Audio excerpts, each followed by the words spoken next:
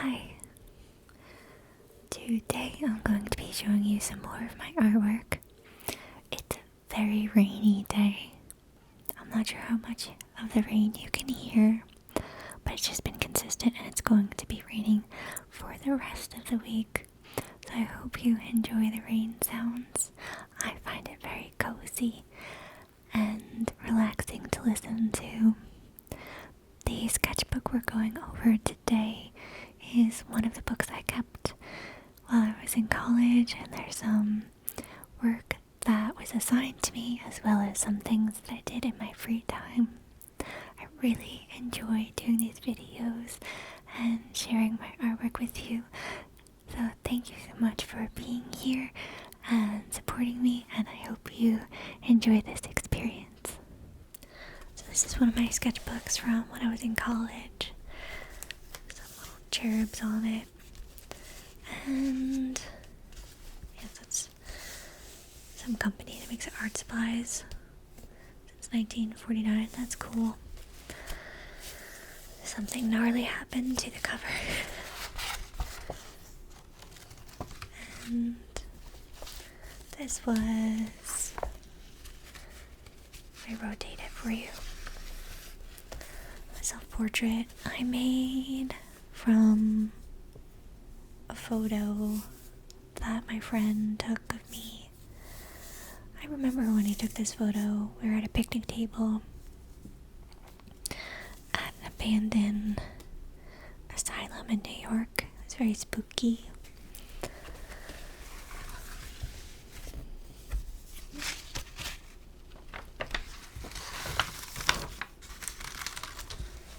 This is some pretty classic Kayla. I had been drawing this little betta fish since high school. It's something that I regularly do, so it's nice that one of my sketchbooks still has it. I wonder if I have more, I'm not sure. A little fleet of betta fish somewhere, that'd be cool. And over here is a big flower with a face, and then this bee is kissing the flower. Very cute. Now this, I hope to show you the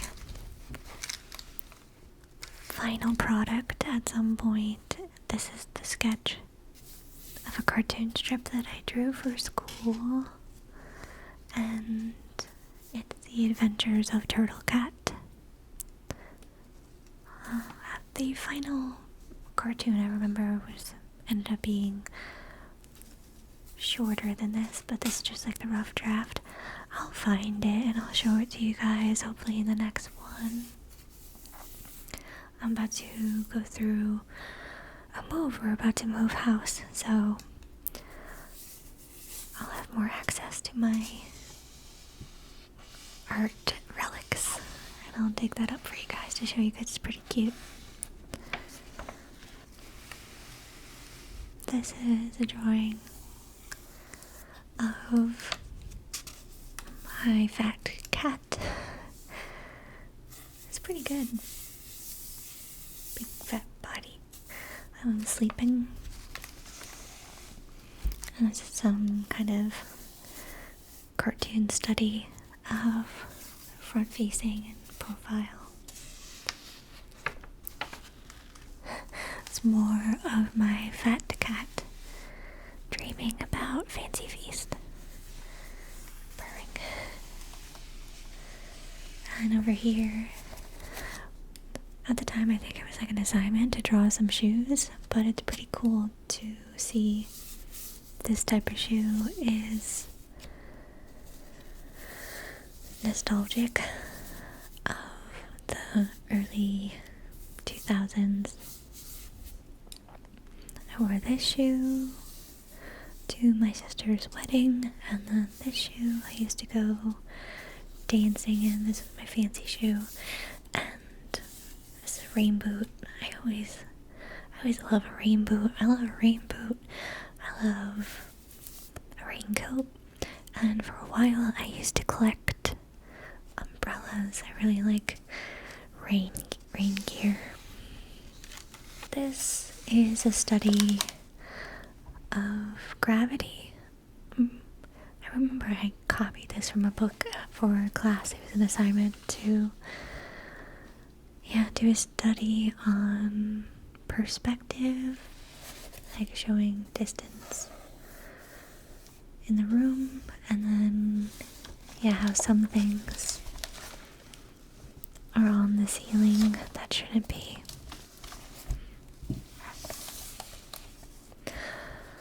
Oh yeah, I remember now. Pretty sure I drew it like this. Just see how the chair is nailed to the ceiling, and this lamp is nailed to the ceiling, and this painting is, like, the nail is on this side. So it's a study in gravity, that we don't think about the object and just think about the lines and the structure. This is a cartooning method. Some of you may know it, but some of you might know it. And if this is your first time hearing this, I think that's cool that I'm able to share this with you, that a lot of cartooning is scribbling and then finding the character within the scribble. So you just make your hand dance around and then use your imagination to find the character. So sometimes the character finds you, instead of you kind of like thinking of it in your head initially. This is a little bird with a ponytail. I'm surprised this wasn't his nose, but I turned it into this little vampire guy. This little scribble turned into this alien, and this little scribble turned into this guy who's like a little puzzle piece. This first guy has like elephant ears, kind of. So there you go. That's how a lot of cartoonists make their characters. And I've been doing this since high school. I used to be addicted to it. It really makes your doodles go to the next level. This, I'm not sure if it was for school or not, to draw a hand like that. Not too bad. Drawing hands are more difficult than you might think if you never tried. A lot of artists just keep practicing on their hands because of all the different little plateaus and the different angles and perspectives, and it's really a great thing to try to master to get better at drawing. So I guess I turned it into this little scene of like this little sailor guy, and turned it into the hand reaching for the hook. And here is another self-portrait. This is a photo. I think I have this photo saved in my phone that I found recently of my friend. Took it for her art class. She was going to a different college that she needed to paint somebody, so she took a picture of me in CVS to draw, or to paint, I'm not sure. And then I kind of pixelated it to the side, got a little artsy. And we're about to go to a page that I really enjoy. So this is this great page. I wonder if I did this first or the hand first. Sometimes just like drawing something difficult, like a still life of your hand or a still life of a bowl of fruit, any kind of still life. It's a great way to practice kind of honing into the part of your mind or your imagination to create new awesome things, because then it's almost like you're using your imagination like a still life and you're able to draw it easier. If that makes sense. I'm not sure if I explained that well. So here we go. I like this girl. Here, I don't know if that's the moon or if that's some kind of asteroid. Here's a little chipmunk next to her with an acorn, and some pyramids. You can see they're swooshing lines showing their power.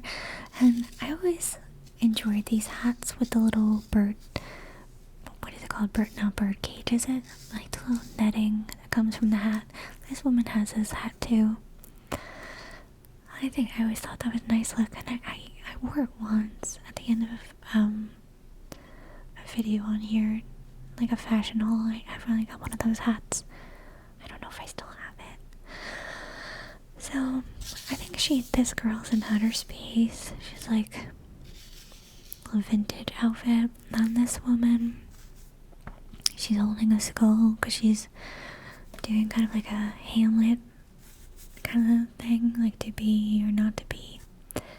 And then her skirt is very interesting because there's a door with a little hand coming out of it. Very spooky and surreal. And here we have two people kissing, and they kind of look like they're cyclopses. That's cute. And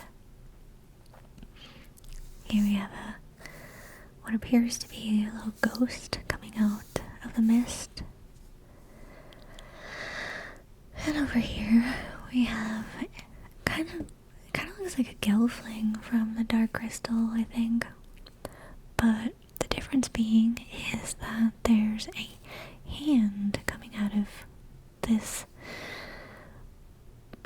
creature's head, and they look to be wearing a wristwatch as well. So that's one hell of a way to keep track of the time. Separately, there's this lady bending over, and it turned into this lady. This like old lady bending over with a dog on her back.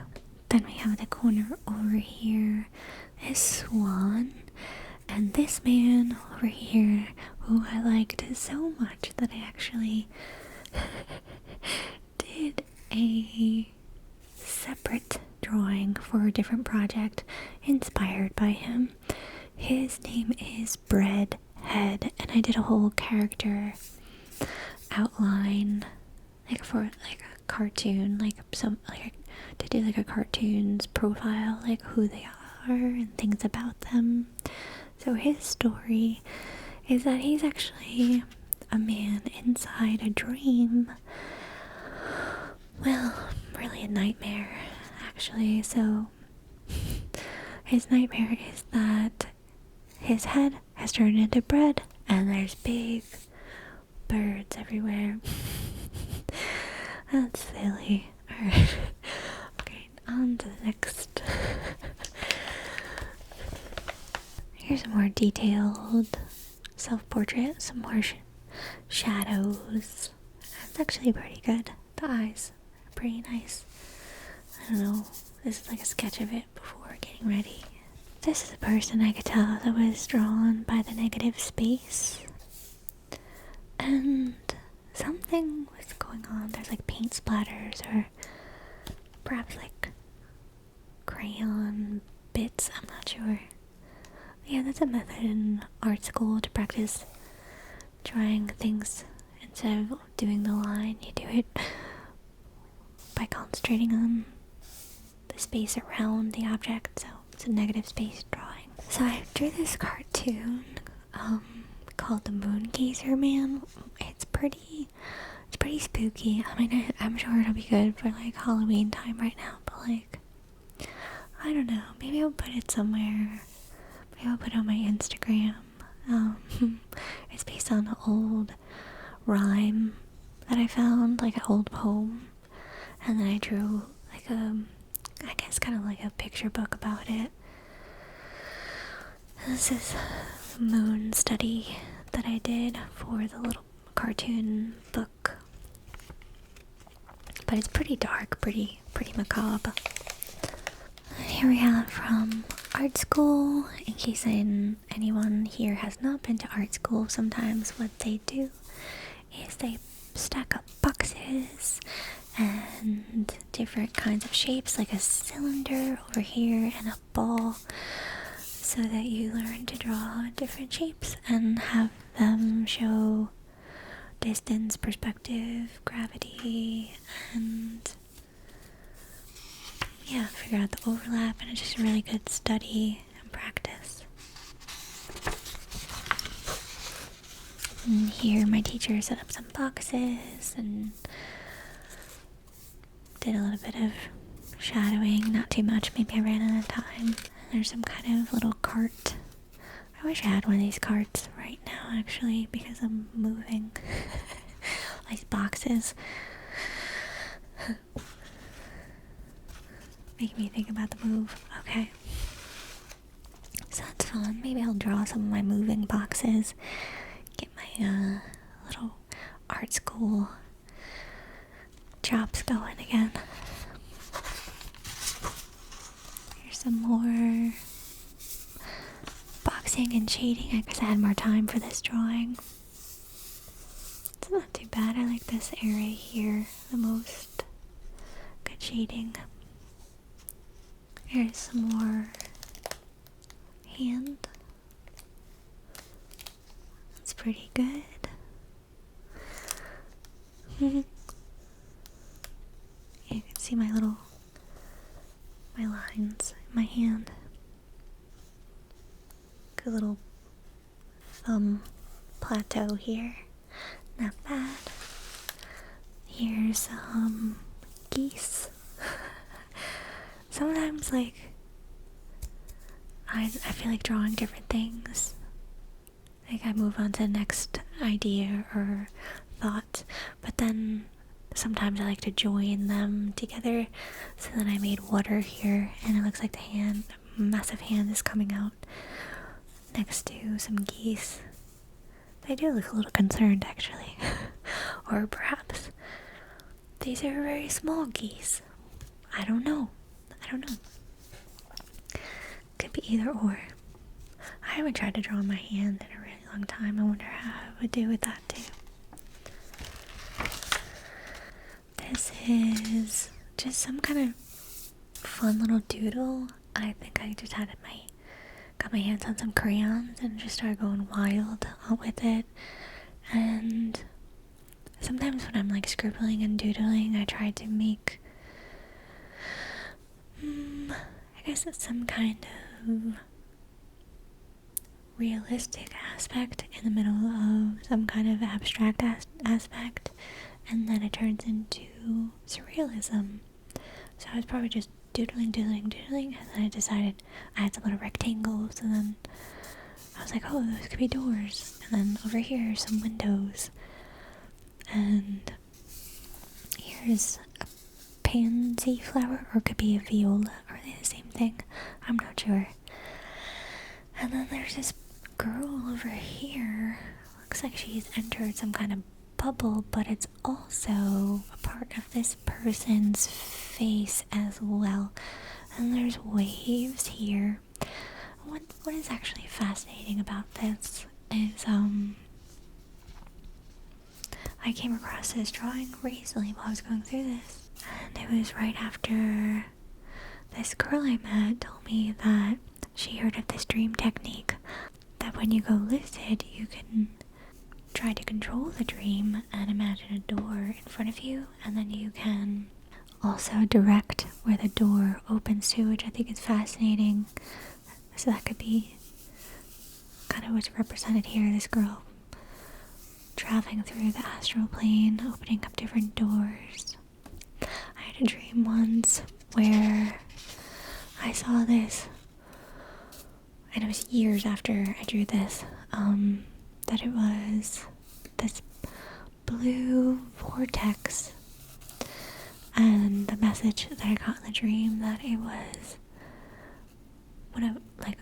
what I was seeing was it was a chakra of a giant in another dimension, but how it was showing up in this dimension was a blue vortex.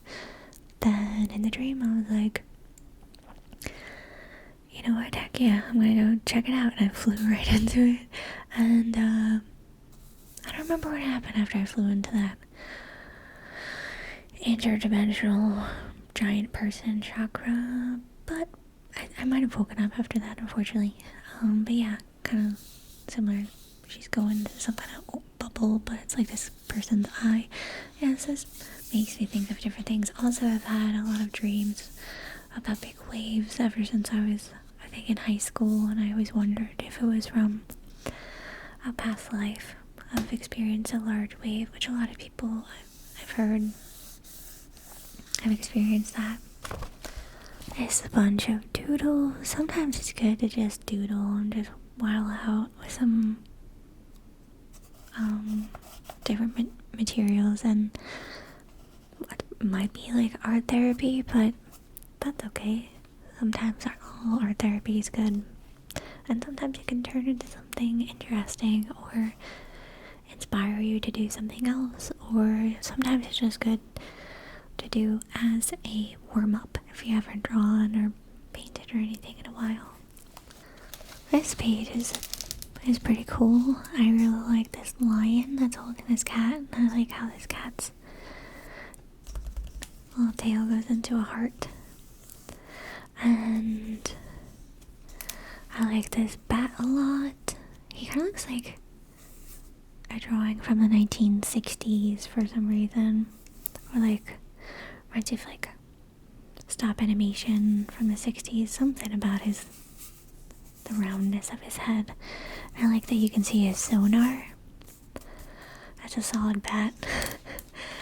And then looks like I was just like scribbling, and then did that thing where I tried to find the image. I found a girl and a guy sitting there. I like this lion's toe beans actually before I move on from this. So cute. Over here we have a tree that's also a face, which is a good time. Okay, so this I actually did many years later, which I don't actually usually do. I usually try to keep sketchbooks to a certain era and time period. It feels strange to like interject different parts of my life into a sketchbook, which doesn't really make sense because paper is paper, right? But I kind of feel like they're like almost like time capsules of a certain part of my life. But I didn't follow that. This is many years later. I think like, yeah, around like 2015, and the rest of the work in here I think is like 2007, I think. So, but I had this vision of that this is the edge of the atmosphere, and of like the clouds being like rainbow, and that an astronaut is like jumping across it, kind of like a trampoline, like bouncing on it. Really UFO in the sky. It was a vision I had after I went to a full moon party at the Alex Gray house when I was living in New York State. His house called Cosm, where he has his sacred mirrors, artwork, and everything. And yeah, that's how it is for an artist. Sometimes we close our eyes and we get visions. So this is a vision that I had. I think it's pretty neat. You can see his shadow is down here, so he's like in the middle of a bounce. And also, this I think was before I learned that technically the Earth's atmosphere extends all the way past the moon. I'm not sure if you knew that, and if you didn't know that, now you know. I mean, it's very like faint atmosphere, but it still counts. I love this bug. This is a bug who I made the story that he is helping out the bees. So he's volunteering and dressing up like a little bee. So this is like his little coat. You can see a little armhole there, and the wings are attached to the coat. He's not usually a flying bug, but so it's like some kind of technology in this coat that helps him fly. And then he has kind of like a little Batman belt with the little vial, so he's gonna collect the pollen like that because he's not a bee, so he doesn't have the proper little, whatever I forget what they're called, like a kind of on their legs, right, that they collect the pollen. And he's wearing shoes. He's a very dapper little guy. And I like how his antenna, you can see he's picking up signals. And I really love his face. I love his eyes. They look very soulful. And he just looks like a good guy, really. So, that's the last drawing in this book. It's interesting to see my evolution over time, in different time periods. Also, I think depending on how much time I put into a drawing, but you can see this guy got a lot of love and attention. And yeah, he's got like blue and a little bit of orange in his eye, actually. Before we go, I think that I just wanted to tell you that.